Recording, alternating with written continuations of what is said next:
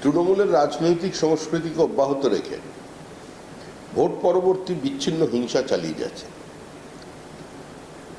বরানগরে একজন প্রতিবন্ধী ক্রিকেটার কমল সরকার, তাকে শারীরিকভাবে নিগৃহীত করা হলো, ব্যাপক মারধর করা হলো।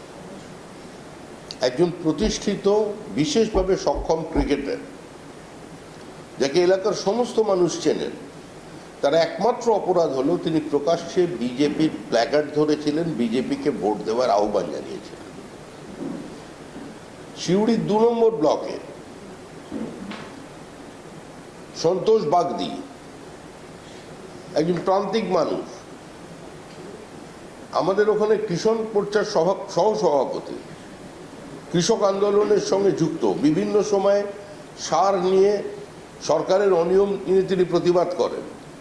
নির্বাচনের পরে তাকে তুলে নিয়ে যাওয়া হলো, তুলে নিয়ে যায় গিয়ে তৃণমূলের অফিসে তাকে বেধড়ক মারা হলো, এবং শুধু মেরেই শান্ত হলো না, তাকে মারা হচ্ছে সেই ভিডিও তুলে সেটাকে পর্যন্ত ভাইরাল করে দেওয়া হলো। একটা অভিনব পদ্ধতিতে চলছে। তো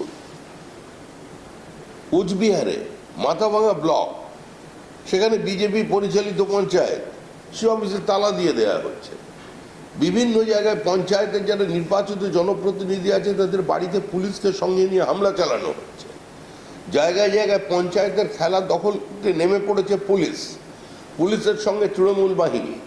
তৃণমূল কংগ্রেস 29টি আসন পশ্চিমবঙ্গে জিতে, মানে এই লোকসভা নির্বাচনে পশ্চিমবঙ্গের নিরিখে সর্ববৃহৎ দল হয়ে তারা সর্বাত্মকভাবে বিভিন্ন নির্বাচিত জনপ্রতিনিধিদের ওপর আক্রমণ করছেন।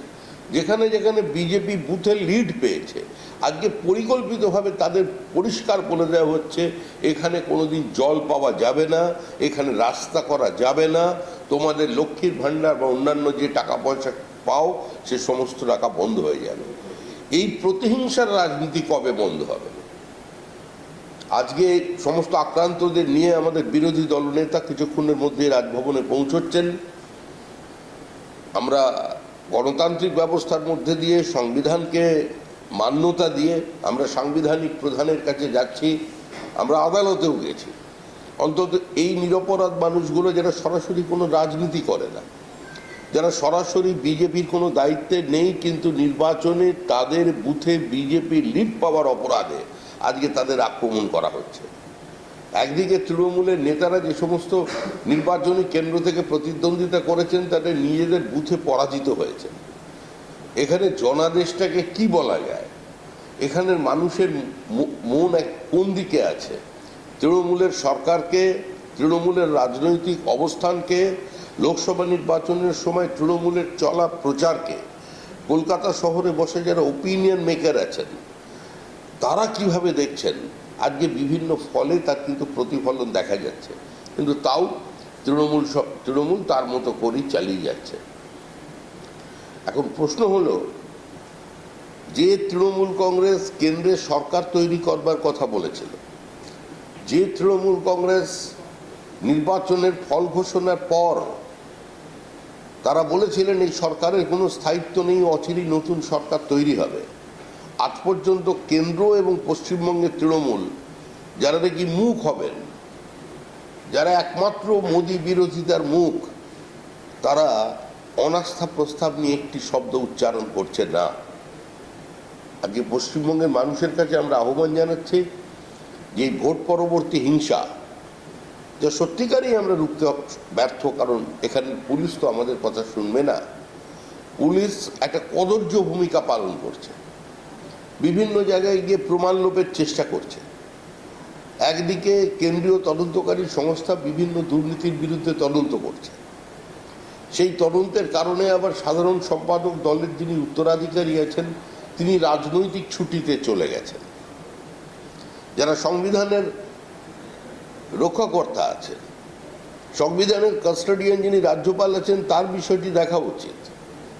কারণ যিনি সরকারের কেউ নন, যিনি বিধানসভার সদস্য নন, তিনি সমস্ত সরকারি কাজকর্মের হিসাব নিচ্ছেন, তিনি অর্ডার দিচ্ছেন, এবং তাকে প্রোটেক্ট করবার জন্য সমস্ত পুলিশ ফোর্সকে তুলে নিয়ে যাওয়া হচ্ছে।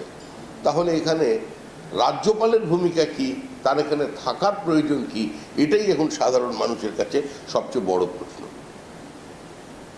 শেষ। বামেরাও রাজ্যপালের ভূমিকা নিয়ে প্রশ্ন তোলেন, কিন্তু এই রাজ্যপালের কাছেই তো আবার আপনাদের বিরোধী দলনেতা যাচ্ছে। দেখুন, রাজ্যপাল সাংবিধানিক প্রধান,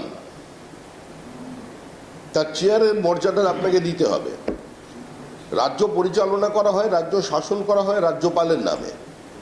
সেখানে রাজ্যপালকে দেখা উচিত যে এই রাজ্য সংবিধান অনুসারে সংবিধানকে মেনে পরিচালিত হচ্ছে কিনা। যখন একজন ব্যক্তি যিনি সরাসরি এই প্রশাসনের কেউ নন, এই সরকারের কেউ নন, তিনি যখন সরকারি কাজকর্মের হিসাব নিকাশের কথা বলছেন, উপদেশ দিচ্ছেন, যখন তাকে বা তার নির্বাচনী প্রচারকে বা তার রাজনৈতিক কর্মসূচিকে কভার করবার জন্য আজকে হাজার হাজার পুলিশ সেখানে নেমে পড়ছে, সেখানে রাজ্যপালের নির্দিষ্ট কোনো ভূমিকা থাকা উচিত। এবং রাজ্যপাল এক্ষেত্রে নীরব কেন, এটি আমাদের কাছে প্রশ্ন। এরা বামেরা কি বলছেন, কংগ্রেস কি বলছেন, সেটা প্রশ্ন নয়। সত্য সত্যই, সত্যের সঙ্গে সত্যের কোনো বিরোধ নেই। আপনি নিজে উল্লেখ করলেন যে অভিষেক বন্দ্যোপাধ্যায়ের ইস্যুটা, অভিষেক বন্দ্যোপাধ্যায় তিনি সিদ্ধান্ত নিয়েছেন যে তিনি এখন বেশ কিছুদিন রাজনীতি থেকে দূরে সরে থাকবেন। 2 মাস তিনি দেখবেন মানুষের রিয়াকশন কি, এবং তিনি দূরত্ব তৈরি করতে চাইছেন, যেটা মনে করা হচ্ছে যে নবান্নের সঙ্গে, এবং তার তিনি দেখতে চাইছেন যে পারফরমেন্সের বিচারে তৃণমূল কংগ্রেসের সমস্ত কিছু হোক। এই অভিষেক বন্দ্যোপাধ্যায়ের এই সিদ্ধান্তটা কিভাবে দেখছেন? দেখুন, অভিষেক বন্দ্যোপাধ্যায়ের সিদ্ধান্তকে দেখতে বিজেপি খুব একটা আগ্রহী নয়। অভিষেক বন্দ্যোপাধ্যায় 7 লক্ষ ভোটের ব্যবধানে জিতেছেন। বিজেপির প্রার্থী শিবরাজ সিং চৌহান 8 লক্ষ ভোটের ব্যবধানে জিতেছেন। ইন্দোরে যিনি বিজেপি প্রার্থী আছেন তিনি 11 লক্ষ ভোট পেয়েছেন, তার প্রতিপক্ষ ভোট পেয়েছেন 53,000। কিন্তু সেখানে কোনো রক্তপাত নেই, সেখানে বিরোধী প্রার্থীর কোনো ধর্ণা নেই, ভোট পরবর্তী হিংসার কোনো দৃষ্টান্ত নেই, সেখানে কোনো খুন নেই, বুথ জ্যাম নেই, থান কাপড় পাঠিয়ে দেওয়ার কোনো প্রমাণ বা সেই ধরনের কোনো দৃশ্য তাদের সামনে নেই। এখন উনি ছুটিতে যাবেন না উনি এভারেস্টে উঠবার চেষ্টা করবেন, সেটা সম্পূর্ণ তার ব্যক্তিগত বিষয়। তৃণমূল কংগ্রেসের মধ্যে যেটা ইলেকশনের আগেও চলেছিল, মমতা বন্দ্যোপাধ্যায় বনাম অভিষেক বন্দ্যোপাধ্যায়, তিনি কোনো রকম ভাবে প্রেশার পলিটিক্স করছেন। এটা কোনো প্রেশার পলিটিক্স নয়, এটা পরিকল্পিতভাবে একটা রাজনৈতিক বিতর্ক তৈরি করে দেওয়া হচ্ছে সংবাদ মাধ্যমের দৃষ্টি আকর্ষণ করবার জন্য, সংবাদ মাধ্যমকে অন্য জায়গায় ব্যস্ত রাখবার জন্য। কারণ দেশে সরকার তৈরি হচ্ছে। তৃণমূল কংগ্রেস এতদিন পর্যন্ত যেভাবে দেশের প্রধানমন্ত্রীকে আক্রমণ করেছিলেন এবং এই সরকারের স্থায়িত্ব নিয়ে প্রশ্ন তুলেছিলেন, এই মুহূর্তে সারা ভারতবর্ষের রাজনৈতিক যে গতিমুখ এবং গতির প্রবাহ, তার থেকে মানুষের দৃষ্টিকে দূরে সরিয়ে রাখবার জন্য এ ধরনের বিতর্ককে তৃণমূল কংগ্রেস তৈরি করে নিয়ে এসেছে। যে এই মুহূর্তে পশ্চিমবঙ্গের যে ভোট পরবর্তী হিংসা, যে সন্ত্রাস, সর্বক্ষেত্রে এই সরকারের ব্যর্থতা, সীমাহীন দুর্নীতি, তারপরে তার রক্ষা কবচের সময় শেষ হয়ে আসছে, বারবার ভৎসনা করছে সুপ্রিম কোর্ট তদন্তকারী সংস্থাকে যে কেন মাথাদের এখনো পর্যন্ত ধরা হচ্ছে না, কেন এই কোম্পানির টাকা কোথা থেকে এসেছে সেটা আপনাদের কাছে তার তথ্য প্রমাণ পাওয়া যাচ্ছে না। এই সমস্ত কারণেই এই ঘটনাগুলো ঘটছে। অভিষেক বন্দ্যোপাধ্যায় তার ঘনিষ্ঠ সন্তুষ্ট না, কাজ করুন নাহলে পদ থেকে সরে যান, এই হচ্ছে তার বক্তব্য। সেটা নিয়ে তৃণমূল চিন্তা করবে, বিজেপির কোনো এ নিয়ে মাথা ব্যথা নেই। গোটা সরকারটাই ব্যর্থ। তিনি তো সরাসরি মুখ্যমন্ত্রীকে চ্যালেঞ্জ করছেন, মুখ্যমন্ত্রীর অথরিটি চ্যালেঞ্জড হয়ে যাচ্ছে। এটা কোনোদিন সম্ভব নয়, এটা কমিউনিস্ট পার্টিতেও সম্ভব নয়।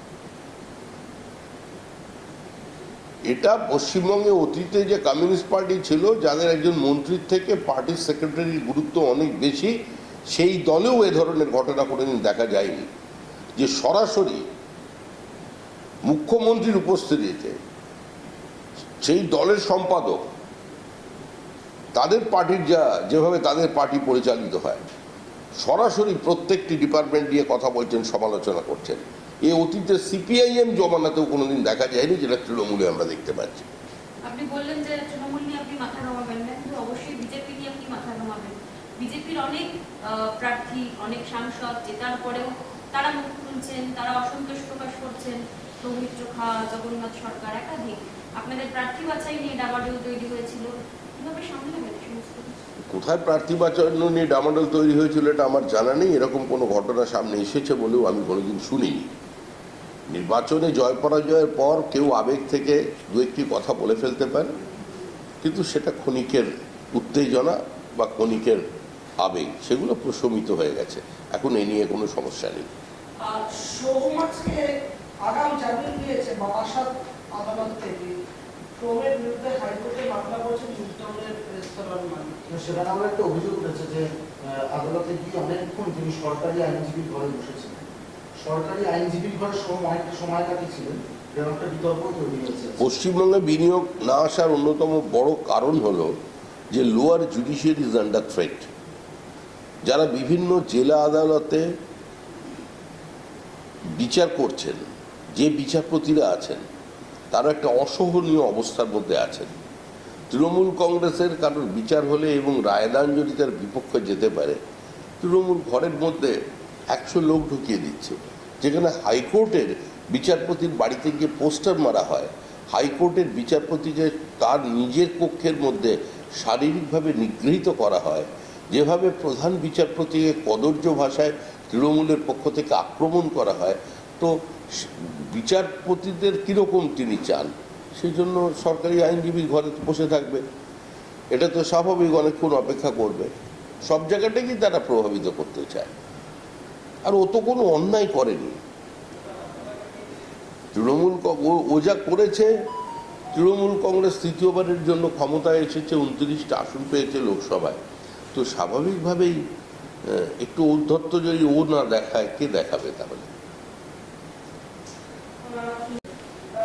তারা জানাচ্ছেন যে তাদের যে ফল প্রকাশ হয়েছে সেটা হচ্ছে এনটিএর অপদার্থতার জন্যই আজ আমি অবস্থা হয়েছে। কি বলবেন? জায়গায় জায়গায় আন্দোলন বিক্ষোভ চলছে ছবিটা একটু সংযোজন করে দিই। আপনারা বাংলার দুর্নীতি নিয়ে এত কথা বলেন শিক্ষক নিয়োগের ক্ষেত্রে, নিজের ক্ষেত্রেও তো প্রায় অভিযোগগুলো সব একই, প্রশ্নপত্র ফাঁস হয়ে যাচ্ছে, ওইবার ভুল হচ্ছে। কোথাও সুপ্রিম কোর্টের নির্দেশে প্রশ্নপত্র ফাঁস হয়েছে এই অভিযোগ প্রমাণিত নয়।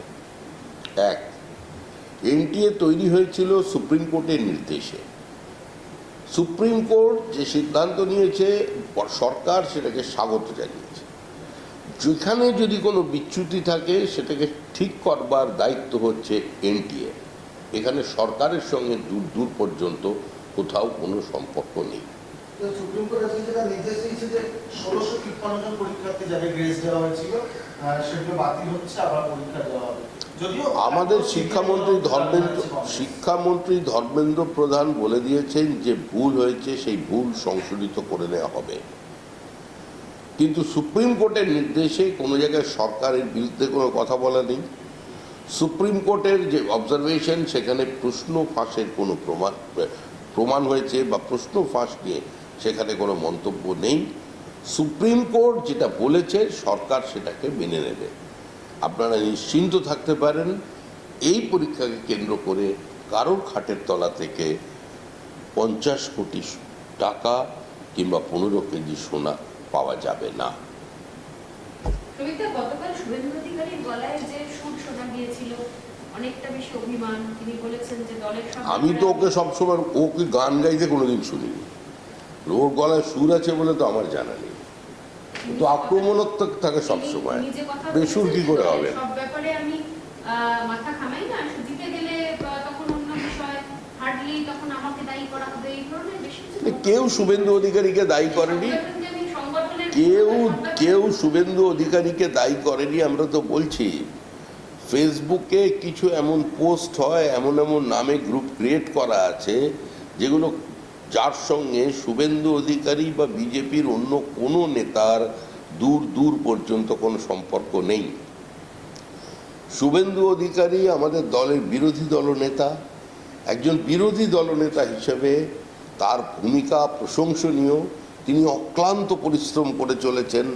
চরম বিপরীত অবস্থার মধ্যে, প্রতিকূল অবস্থার মধ্যে মামলা দিয়ে তাকে জর্জরিত করে ফেলা হয়েছে, তার প্রাণনাশের চেষ্টা করা হয়েছে, তার বিরুদ্ধে মিথ্যা অভিযোগ সাজানো হয়েছে, তার বাড়ির সামনে মাইক লাগিয়ে তার অশীতিপর বৃদ্ধ পিতা, যিনি তৃণমূলেরই সাংসদ, তাকে পর্যন্ত আক্রমণ করা হয়েছে।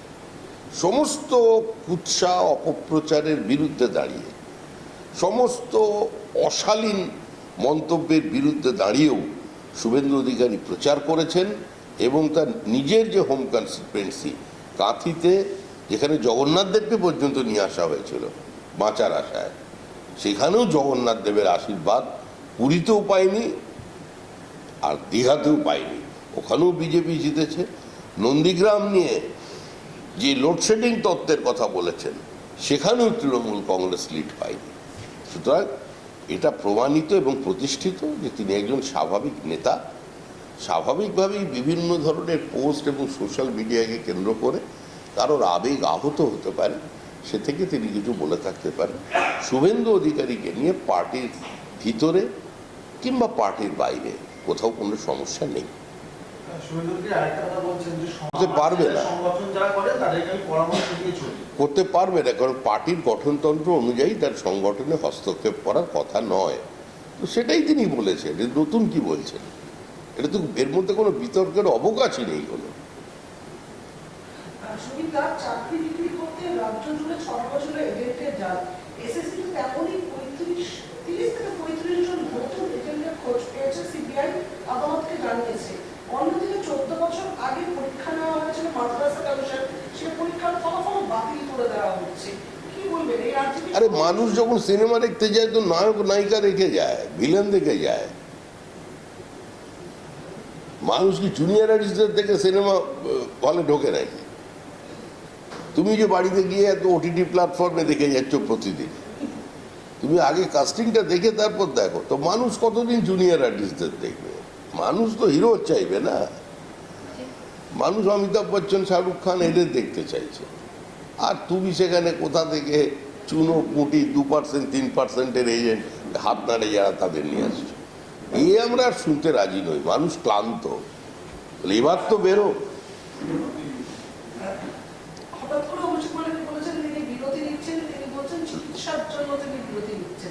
হয়ে গেছে তো। হ্যাঁ, কথা সেটা নয়। হিপসেন মানুষের সম্পত্তির হদিশ পাওয়া যাচ্ছে, কাকুর কণ্ঠস্বর মিলে যাচ্ছে, কোথাও কি চাপ পাচ্ছে? এই তদন্ত এড়াতেই কি এই ধরনের একটা সমীকরণ? এটা কোর্ট বলতে পারে, তো আদালত সিদ্ধান্ত নেবে যে কতদিন তারা চাপ রাখবে, কতদিন চাপ কমাবে। এই চাপ, নিম্নচাপের রাজনীতিতে বিজেপি নেই।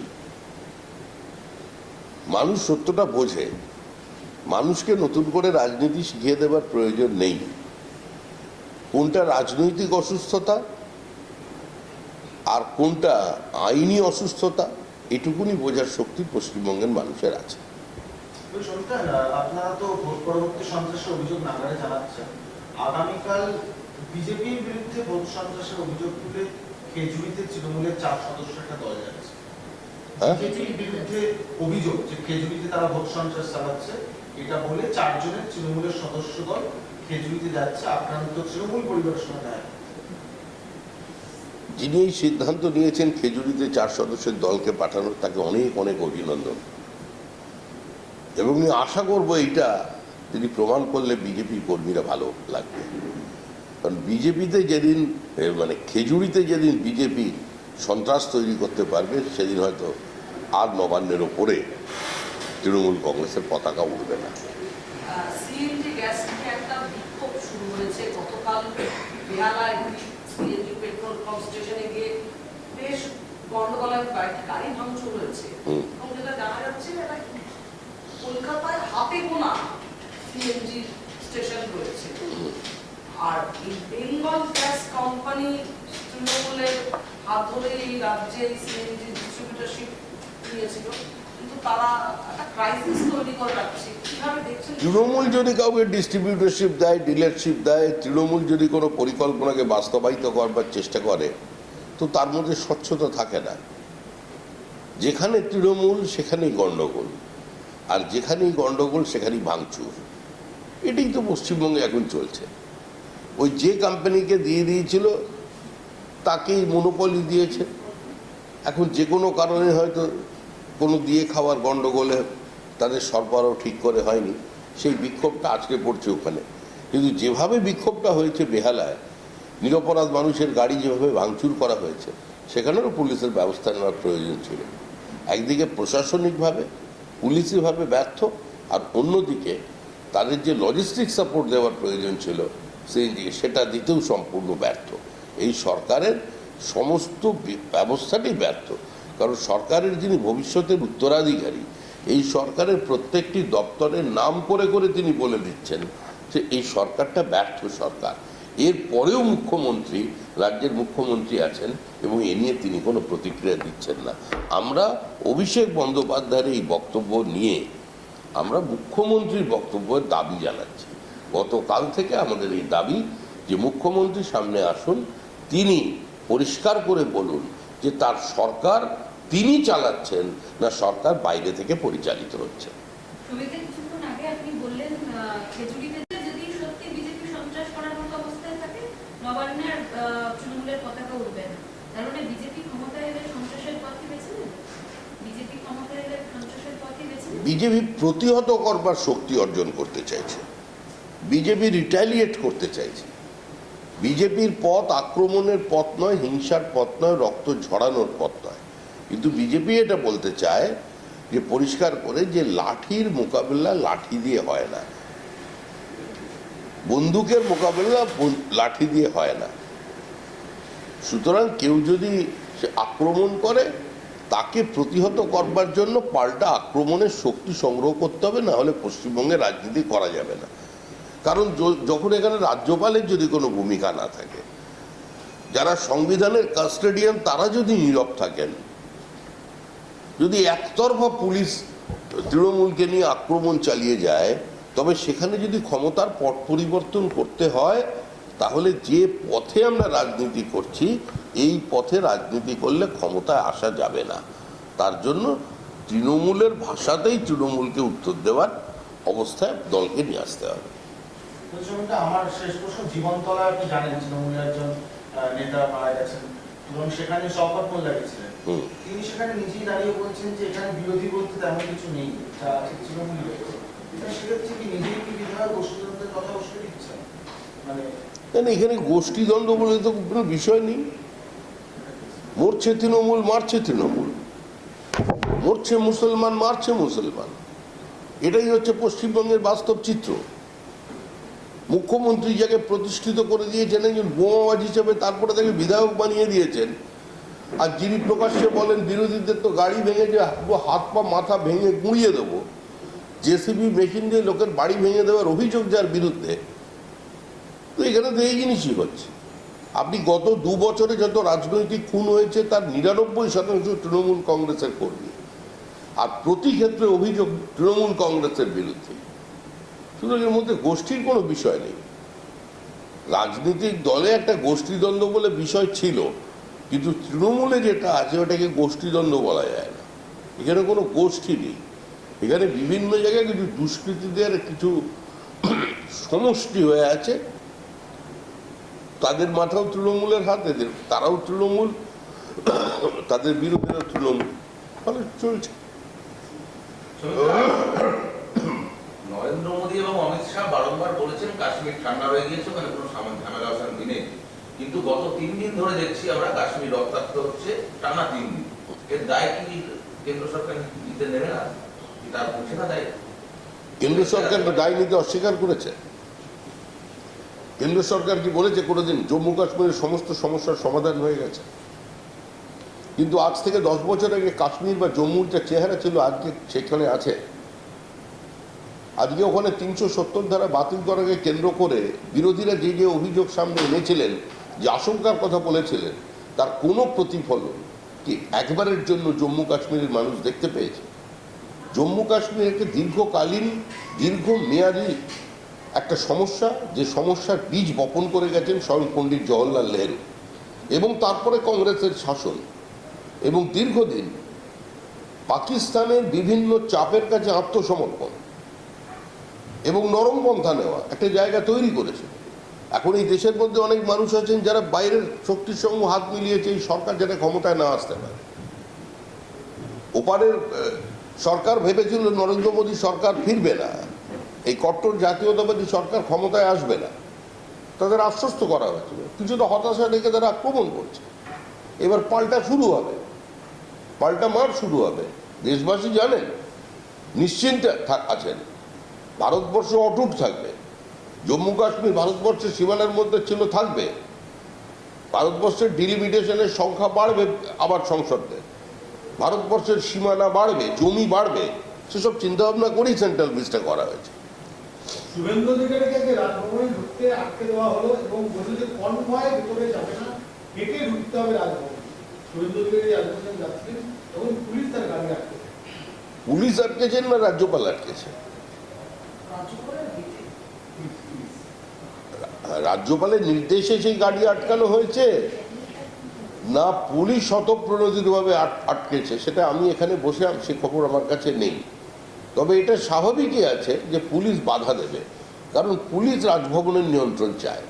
মুখ্যমন্ত্রী চান যে রাজ্যপালের আসনে দিল্লি থেকে পাঠানো, মানে রাষ্ট্রপতির কোনো প্রতিনিধি নয়, তৃণমূল ভবনের কোনো প্রতিনিধি ওই চেয়ারটাতে গিয়ে বসুন।